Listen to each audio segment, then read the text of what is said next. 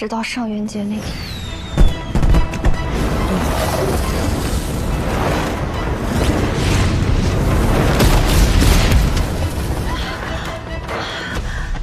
我吓坏了，我那时才知道，他让我运送火药入宫的意图。我问他，是不是他做的？连公主都敢杀他，简直是疯了。可他居然对我说：“这么死了是便宜的。”所以你本有机会阻止这一切，可是你什么都没做，是吗？我不敢，被欺负的太久了，已经不知道该怎么去反抗。你装作一副受害的模样与我作戏，但你心里很清楚自己在助纣为虐。你很清楚那些火药能埋掉一条人命，只要这个人不是你自己，不是你阿爷阿娘，是谁都无妨，是吗？不然呢？难道你要我替公主去死吗？难道你要我眼睁睁地看着我阿爷阿娘受制于人吗？你从来都没有受过这种气，你贵为县主，得圣上和淑妃的宠爱，你自然不会受制于人。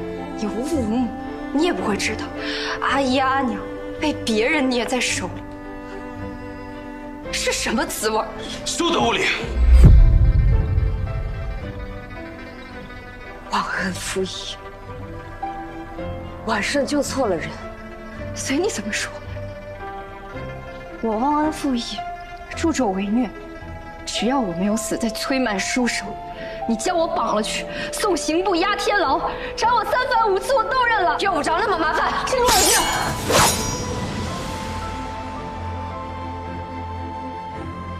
崔曼书为何会去延寿坊？不知道，我只负责租赁寨子，我没去过。光靠你一个人运起来的火药，根本无法在宴席上杀害公主。你另有同谋，他是谁？崔曼书不会让他知道的。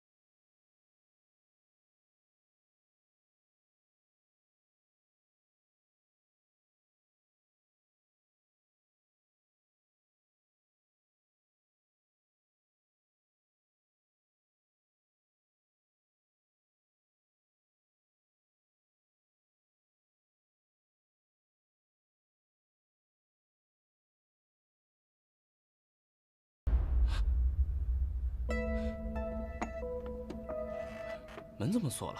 主人您在吗？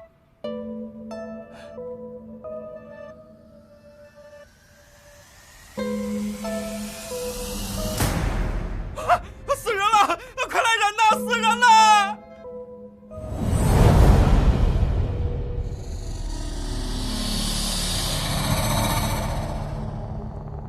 位官人，这屋的门窗都是从里头锁上的，官人到来之前，谁也没有进去过。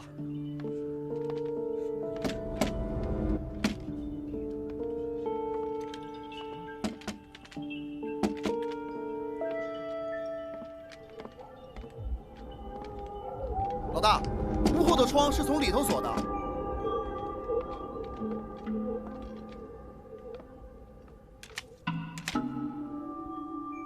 屋顶也封着的，没有出入的痕迹。这都锁着，咱们怎么进去啊，老大？来人，撞开！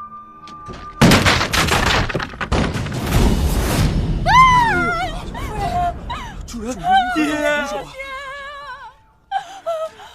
娘，夫人，怎么了，夫人？夫人，娘，娘。幼年啊！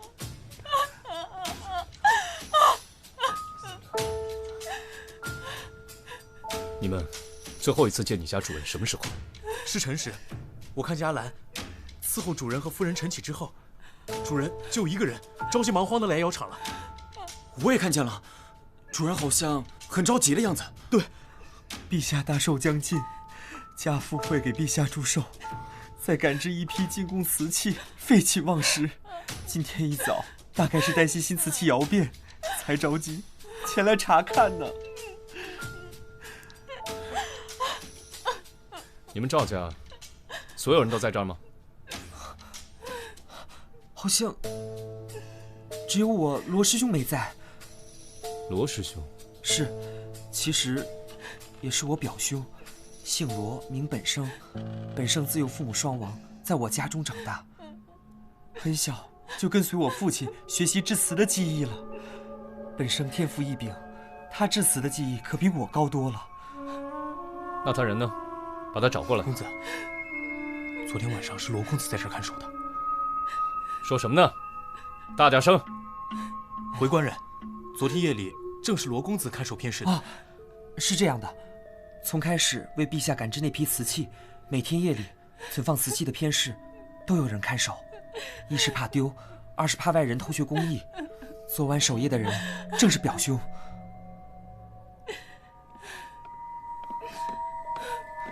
老大，怎么样？经初步判断，死者是死于失血过多。他的颈部呢有个伤口，直割大血管，应该是从正面下刀，一刀毙命。此外，在现场没有找到作案凶器和凶手的出入痕迹，目前初步排除中毒迹象，具体情况还需要进一步的查验。爹，爹！哎呀，你说这叫什么事儿？不会是鬼神作案吧？是吧？不然怎么会这么计较？让开！都给我让开！别挡着我！接棍儿，接棍儿！让开！接棍儿，接棍儿！发生什么事了？家父，他被人谋害了。有年，有年，有年，有年啊！有年！他是谁？啊，这位是为我家供货的陶土商人陶乐，与家父是忘年交，跟我们家关系很好。前几日有年与我相约，等这批瓷器出窑，我们就去长南学友，选一批熟手工匠，怎么突然就有年，有年，有年的？你这一走，你留下的孤儿寡妇可怎么办呢？有年啊，绝世手艺从此就失传了呀！有年，有年。老大，我看还是赶紧把尸体带回去再仔细查验一下。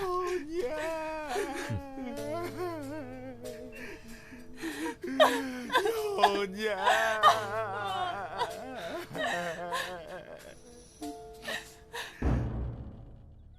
少废话，今儿你干也得干，不干也得干啊！把这边擦了，这边我都擦过3遍了。3遍还那么脏，全都是灰，脏成这样。好不容易休息一天，你就只放不三不四的假，剥削我一个人啊？啥叫剥削？你上个月一半的时间都在外头办案，这叫补工时，懂吗？好好，我知道了。紫苏啊，快尝尝新采的磨衣剑。我也尝尝。去干活，干嘛呢？干嘛呢？干什么呢？哎呀，别理他啊！真干不动了，你砍死我好了。你还笑？你还笑啊？四娘，你看他。怎么，又有新案子？不去，忙着呢，现在不让走。我来找你，肯定是需要你帮忙。忙着呢，如果不把这些活干完，我们掌柜可是要体罚的。啊，那打小孩是不大好啊，不提倡。我这叫调教，懂吗？棍棒底下出忠仆。没了。弱爆。最近生意那么差，紫苏，你说我是不是应该给伙计降点薪水啊？什么？我已经低于长安平均薪水了，你这样就不怕我辞职吗？我说萨摩啊，你在这儿都干成这样，换家店会被痛殴致死的。不信你就出去试试，到时候这儿也赚不着钱，那儿也混不下去，再哭着来找四娘，四娘可帮不了你。我发现你这个人说话怎么老是胳膊肘往外拐呀？再这样，我真走。你还想不想混了？我这边工钱可给的不低哦，就不知道你想不想赚了。想，能不想吗？我饭都快吃不上了，这夫唱妇随，天生一对儿啊！哎，说什么呢？好了，别玩了。哎，吕雉，这次的案子是什么情况？赵家窑的主人被杀了。赵家窑？难道是？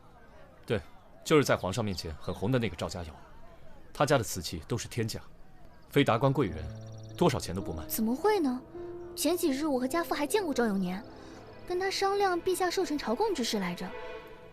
怎么短短几天人就……哎，有什么线索吗？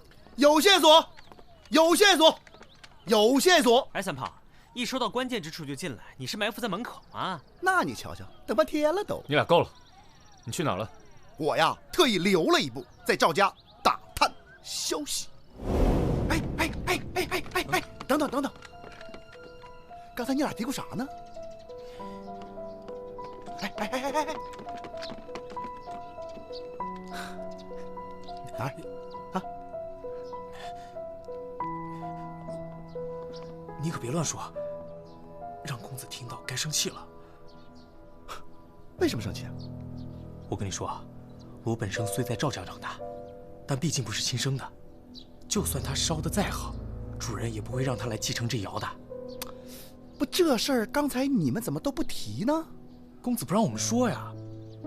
我们每次议论罗本生的时候，他都会介意的。我们都说啊，公子是个缺心眼儿的，竟然能把白眼狼当成亲兄弟呢。这个罗本生啊，的确嫌疑很大。如果昨夜这个罗本生就一直守在偏室，今天一早赵永年就去了偏室，那么最后一个见到赵永年的人就是罗本生。没错。我们再去趟赵府。老大先走。走了，小撒。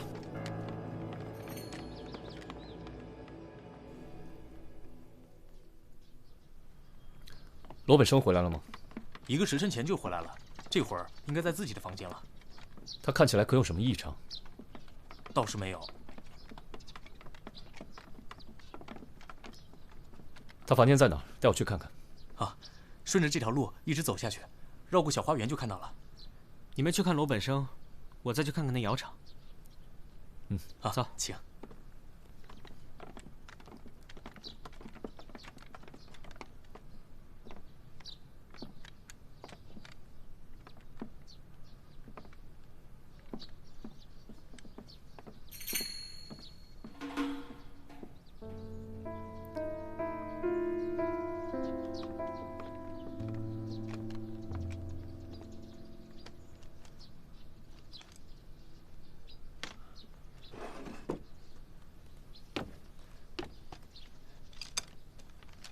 什么人？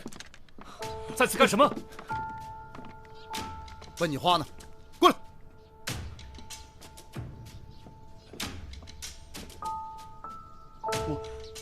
见过2位官人，在下罗本生。你就是罗本生？正是在下。你来干嘛？我问你话呢。今天早上你去哪儿？有没有见过赵永年？我见过他。今天一早，舅父就来了偏室，跟我说他跟陶乐有约，就让我先走了。哦，就走了？你还真听话。我说的是实话。那你现在又在赵永年的书房做什么？你舅父的事情你知道了吗？知道了。我回来的时候听说了。我舅父他怎么……别在这猫哭耗子假慈悲了，你是恨不得他死吧？你不一直恨他，没有让你继承赵家窑吗？你可别含血喷人。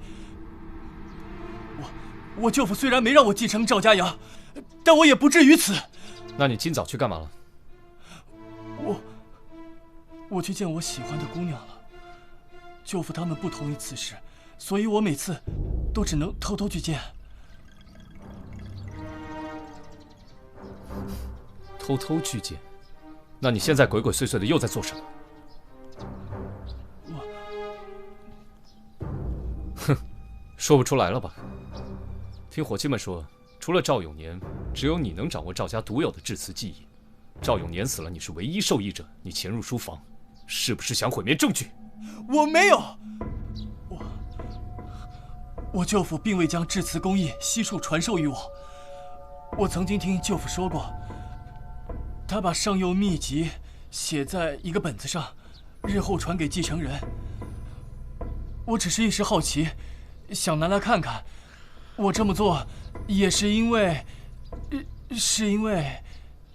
接着编，自己都圆不了了吧？少废话，给我走一趟！冤枉！我什么都没干。冤！李少卿，这是怎么回事？我表哥他是杀你父亲的最大嫌疑人。我冤枉啊！我只是想拿秘籍而已，怎么敢出手杀人啊？李少卿，我想你一定是搞错了，我表哥是不可能这么做的。他做没做，回去审了便知。走。李少卿，赵公子，我看你啊，就是缺心眼儿。走。冤枉啊！我什么都没做，冤枉啊！气死老子了！怎么逼问？那小子就是不承认杀了人。万一不是他杀的呢？死者颈部的伤口切口整齐，说明凶手下刀时极其果断，应该是高手。看罗本生那副鬼样子，他不太可能做得到吧？这个罗本生因醉仙楼翠红和赵永年有过争执，而且是最后一个见到赵永年的人。今天还在赵永年的书房鬼鬼祟祟，不是他是谁？是谁？我觉得事情没有你们说的那么简单。怎么说？你们一心在追查谁是最后一个见到赵永年的人，谁最有动机，但是你们却忽略了最重要的一点，这是一件密室杀人案。请问，如果凶手真的是罗本生的话，他是怎么在杀死罗永年之后迅速逃走，并且把凶案现场布置成一间密室的呢？而且如各位所见，门窗都在里面上了锁的话，那么罗本生杀人之后是怎么让自己在这个密闭空间里凭空消失的呢？这件事想不明白，即使定罪也无法服众的。你在现场发现了什么？那间偏室的门窗都在里面上了锁，我里里外外查了一遍，绝不可能有机关，门锁也没什么花样，都是普通的锁。第二呢，偏室面积不大，我检查过房间地板的硬度和纹路，都没有发现有暗道的痕迹，也就是说，那房间就是一间真正的密室。哎呀，那么狭小的一间密室，难道这凶手化作一缕青烟飘走了？萨子云：“人类一思考，肚子咕咕叫。”哦，我也饿了。四娘，啥时候开饭？我都晕了。开饭喽！都给我闭嘴！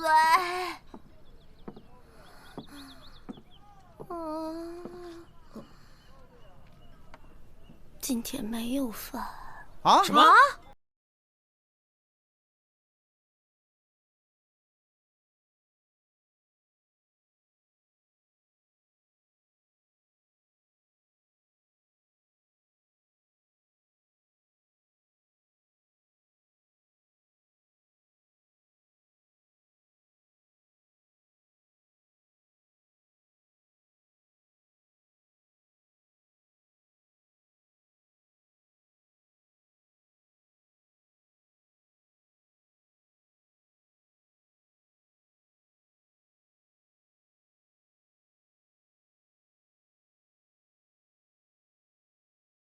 呀！美，就是这里。四娘，你现在身材就是完美的身材，对不对？可不咋的呀。而且你知道吗？我们必须先吃饱饭才有力气干活。减肥也需要力气，对不对？如果不吃饱饭，我们怎么没有力气去干活？够了，案子一筹莫展，还聊什么比赛？如果真如之前所言，罗本生不是凶手的话，那真凶还在逍遥法外。四娘，我们好饿呀！四娘啊，你赶紧去做饭吧！你不做饭我们吃什么呀？你知道吗？我们不吃饭还有法办案呢。我们年轻了都，我们年轻人需要吃饭的呀，需要力量啊！不吃饭哪有力量啊？要怎么办案呢？四娘啊，求你了，赶紧去做饭吧！别说一件衣裳就是要命人都会给你，四娘，你先想好赏点饭吃吧。嘿呀，嘿呀，嘿呀，嘿呀，嘿呀，嘿呀，嘿呀，嘿呀。小心点啊！哎，再加点水，加点水啊！哎，好。刮泥的时候啊，小心着点，别上坯。好。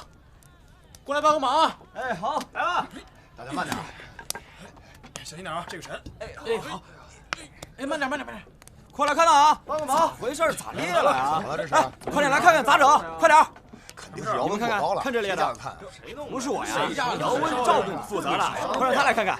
快点！反正不是我，看这裂的啊！哎，这窑谁负责的？谁过去看这裂成成什么样了？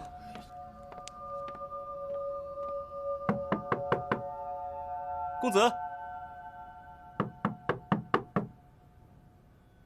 公子。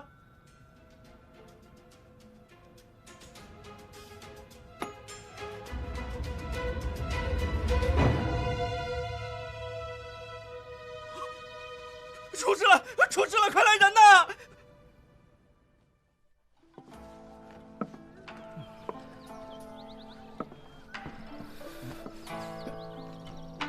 四娘，你怎么了？我很好。我说我很好。哦。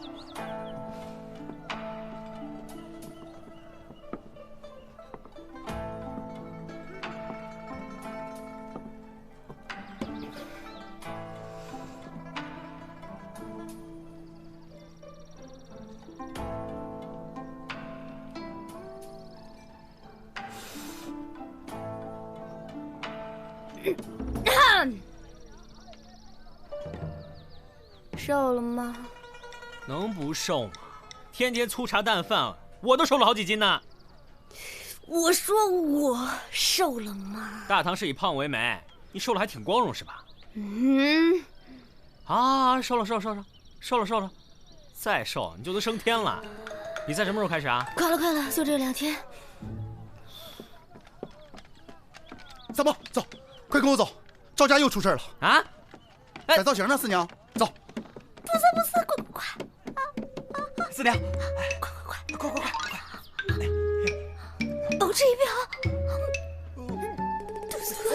走！四娘，赶紧吃啊！吃点吧，死了再吃来得及。走，快！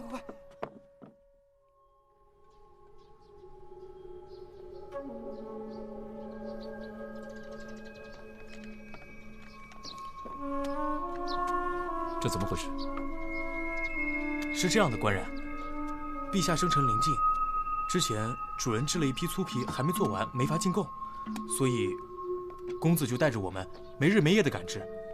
还有这件偏饰，一直都是赵公子亲自看守的。今天一早，我们发现公子没来上工，以为是他太累了，就没去叫他。后来有件瓷器出了问题，就派人去偏室找他，结果就……昨天晚上到今天早上，你们在哪儿？大家都很累，吃完晚饭回头倒头便睡了。我们大家都可以彼此作证的。对啊，自从李少卿把罗公子带走之后，我们大家都以为破了案，过得跟平常也没什么两样。哪曾想……先走吧。是。走吧。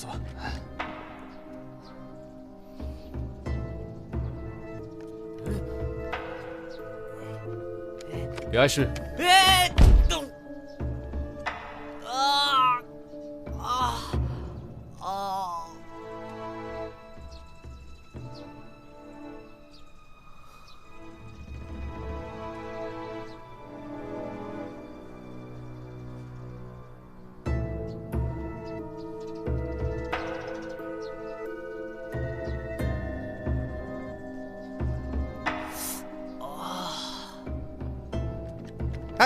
咋了？你这是？走路不看路，磕着了呗。哎，你们怎么样了？凶手的作案手法与上一起案件一样，也是利刃割颈，失血而亡。从切口的痕迹上来看，应该是同一人所为。可罗本生还被我们压着，如果凶手不是他，那会是谁？这次也是密室吗？没错，我们仔细查看过，这偏室的门还是从里面上的锁，地上浸满血液，却没有留下脚印。凶手杀完人，如何不留痕迹地离开犯罪现场？真是百思不得其解。这样的场景我好像在哪儿见过。哪儿？忘了，我又不是紫苏，哪有那么好的记性？三炮。啊？抬尸体。你们几个去。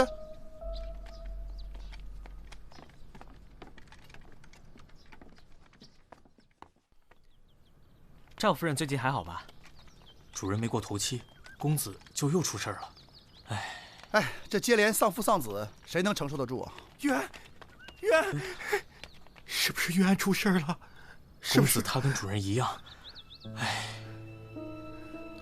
你怎么又在这儿？是这样的，官人，最近公子赶着那批供词，一个人忙不过来，就请陶掌柜过来帮忙了。你也懂烧制？略懂一二。陶掌柜已经在这儿帮忙好几天了。你怎么穿成这样？窑里太热，我刚听说玉安出事了，没来得及穿外衣就过来了。陶掌柜，您节哀，走进去说。他们爷俩宅心仁厚，古道热肠，怎么突然就家破人亡了呢？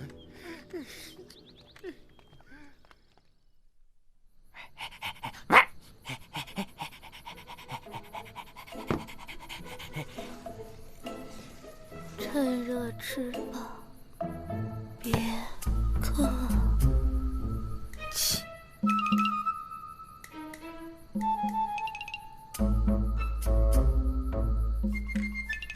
晚饭多吃菜蔬，身体好。哎，我说你不会还想参加那个什么饿死人大赛吧？老娘一定会多亏的。腰细吗？哎呀，你的腰已经很细了，好吗？你腰再细下去，我咔嚓一把就能给它拧断了。你不懂，还不够细。哎，你等会儿，那到底是件什么一事儿，让你这么上心？我为什么会对自己那么苛刻？就是因为那件天价的称衣，是参照那件有名的瓷器白玉做的。你不知道，这个白玉乃陛下最为心爱之物，那就必是最好的东西。哦，萨摩，小萨，嚯，幸亏我们已经吃完了。哎，那个案子有什么新进展吗？这件案子陛下已经知道了，家父叮嘱，案子必须尽快解决。这个赵家到底什么来头啊？要说这来头，原来也就是个普通的窑室，后来因为制成了一批名为白玉的瓷器，这白玉白如玉，明如镜，薄如纸，声如磬，在陛下面前名声大振，赵家也一跃成为大家默认的官窑了。白玉？哎，怎么好像听人说过啊？哎，你刚才有没有用心听老娘说话呀？有没有可能是同行所为，出于嫉妒？我也有想过，但赵家近来势力强大，人家巴结都还来不及呢，怎么会下此毒手？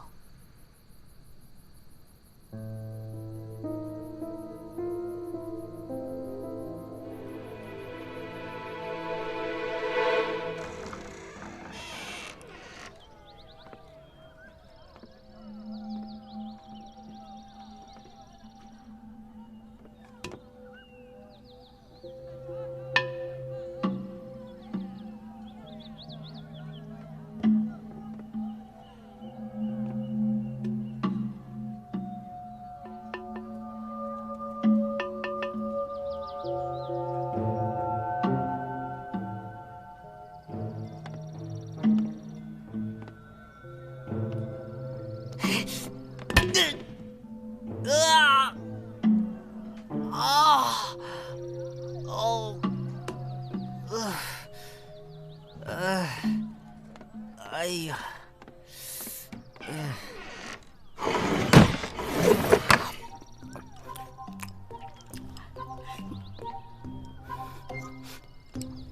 四娘，你不减肥了？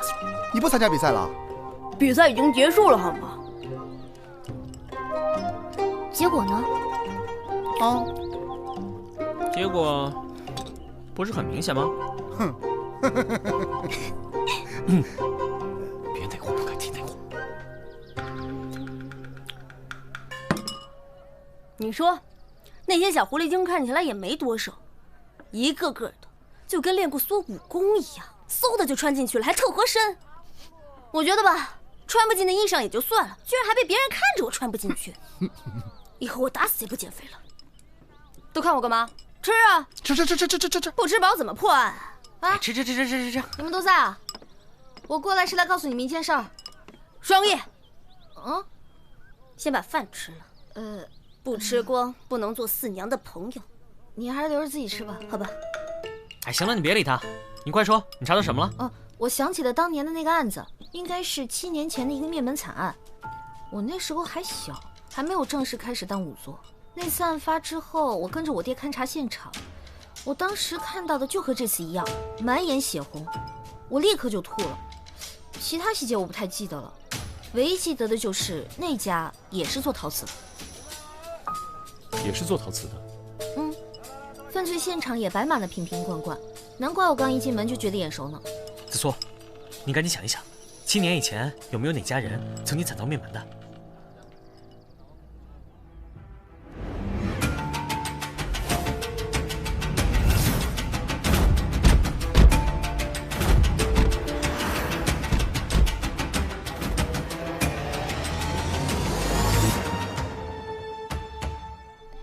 王氏一家是小有名气的制陶世家，他们曾经远赴西域学习西域的制陶技法，并将之与中原陶艺融会贯通，研制出一套新的技法。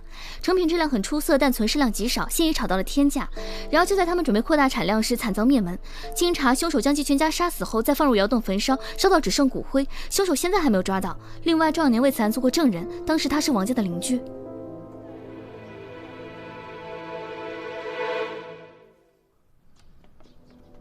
夫人，今天是少爷出殡，您千万要节哀啊！我去把偏室那些个没做好的瓷器拿来给安儿做陪葬吧。夫人，还是我去吧。我来吧，你们去布置吧。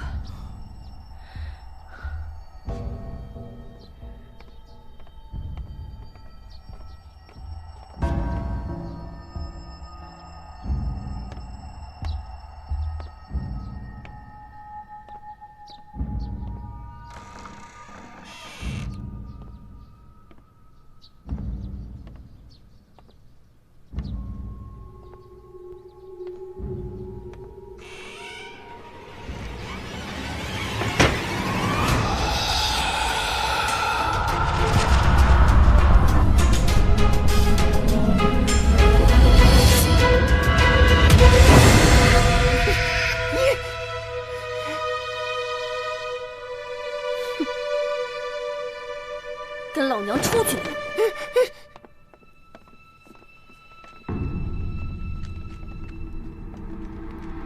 赵夫人，凶手抓住！陶乐，怎么会是你？他血口喷人，我看见有人假扮你，就过来一探究竟。这究竟是怎么回事啊？是不是血口喷人？你先听我说完再说。赵氏父子命案，都是发生在这间房里。命案发生之时，门窗都是从内紧锁，找不到出入痕迹。在如此狭小的密闭空间里，命案究竟是如何发生的呢？我一直想不通。直到三炮的一句话，反倒提醒了我。那么小的一个密室，难道这杀手化作一缕青烟飘走了？所谓的密室杀人案，要么是凶手找到了绝密的方法逃离密室，要么就是凶手根本没在密室。还有最后一种情况，就是凶手一直藏在密室当中。偏室的门窗从内上锁且没有密道，本案的2名死者又死于利器，一刀致命。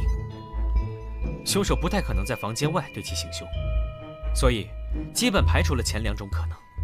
那么就只剩第3种情况，这个偏室很小，淘气也不多。对于一个普通成年人来说，想躲在里面很难，可是对于你来说，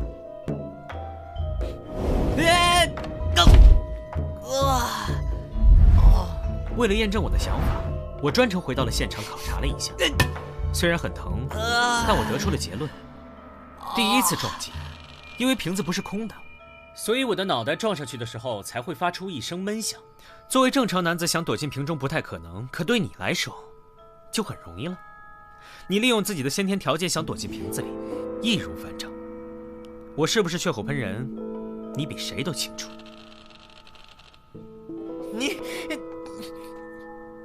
双叶想起当年的灭门案，发生在一个制陶世家，那家也是做陶瓷的。那家人被扔进窑炉焚烧，尸骨无存。你在杀死赵氏父子之后，便利用先天优势躲在瓶中，等尸体被发现后，再找机会逃走。我身材矮小有错吗？我身材矮小，人就是我杀的。你这是对我身材的歧视！你凭什么说我杀了人？你自以为做的天衣无缝，却还是不慎露出了破绽。这个是我那天在赵月安手中发现的，这块布料上的花纹跟你的一样。那又怎么样？这种布料又不是只有我一个人穿。赵元安出事那天，你只穿着水衣出现，你怎么穿成这样？窑里太热，我刚听说月安出事了，没来得及穿外衣就过来了。实际上，是因为外衣沾上了血迹，所以不得不脱掉，进行清洗吧。你到底为什么呢？为什么要下此毒手？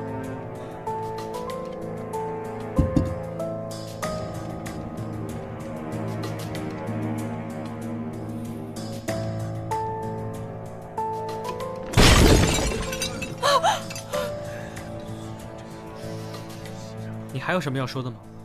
除了你，还有谁能钻进瓶子，留下这样的血迹？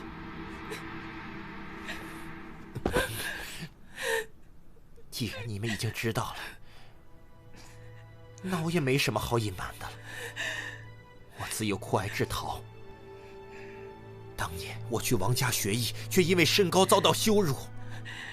好吧，我让他们灰飞烟灭。后来我到赵家，以礼相待，想学真本事，他却还是嘲笑我。难道因为我长得矮就不配制陶吗？你们知道这种感觉多痛苦吗？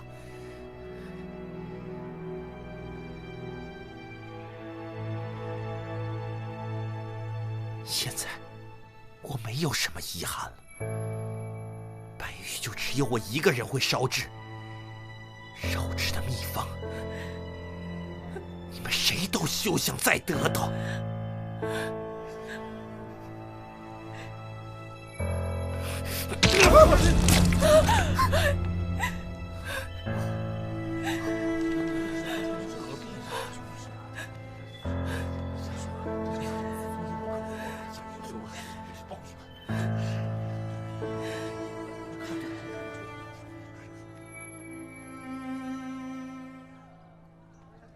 以后啊，可不敢再造口业了，一不留神就被灭门呐！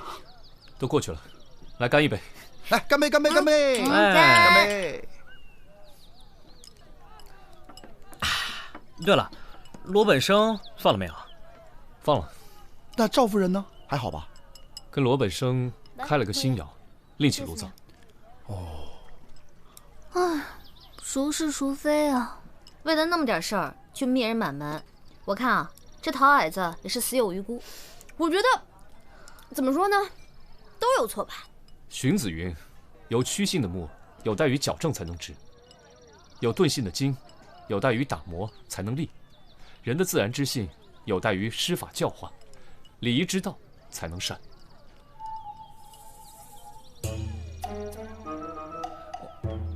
人性本恶。萨子云：“人不吃饭才会饿。”这话说得好，吃饱喝好，远离烦恼。来，干杯！